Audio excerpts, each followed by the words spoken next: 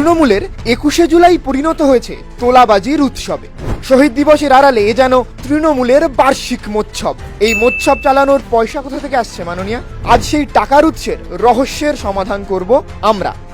ডিম ভাতের নামে লক্ষ লক্ষ টাকা খরচ। পিসির ডিম ভাতের মোৎসবের জন্য জেলা জেলা থেকে টাকা তোলে তোলামূলী নেতারা। রাজবল্লভপুরের এক ব্যবসায়ীর কাছ থেকে 21শে জুলাইয়ের জন্য 57,000 টাকা চাঁদা চাওয়া হয়। 47,000 টাকা দেন ব্যবসায়ী নিতাই ঘোষ, কিন্তু 10,000 টাকা দিতে না পারায় বেধড়ক মারধর করা হয় ওই ব্যবসায়ীকে। শুধু তাই নয়, ব্যবসা বন্ধ, খুনের হুমকি পর্যন্ত দেওয়া হয়। অর্থাৎ পিসির অনুপ্রেরণায় 21শে জুলাইয়ের আড়ম্বরের পিছনে টাকার খেলা চালাচ্ছে তৃণমূল। এই তোলাবাজির সঙ্গে যুক্ত আছে মমতার চটি চাটা পুলিশও। সম্প্রতি খবরে আসে নিউ আলিপুরে তোলার টাকা না পেয়ে 30-35টি ট্রাক ভাঙচুর করে পুলিশ। 21শে জুলাইয়ের জন্য যে এই টাকা সংগ্রহ করছিল মমতার চটিচাটা পুলিশ, তা তো স্পষ্ট শহীদদের দিন হিসেবে পালিত হয়, কিন্তু বাস্তবে আলাদাই ষড়যন্ত্র চালানো হচ্ছে। কোনো দলীয় উৎসব চালাতে সাধারণ মানুষের রক্ত ঝরানো পরিশ্রমের টাকা লুট করাই তৃণমূলের সংস্কৃতি।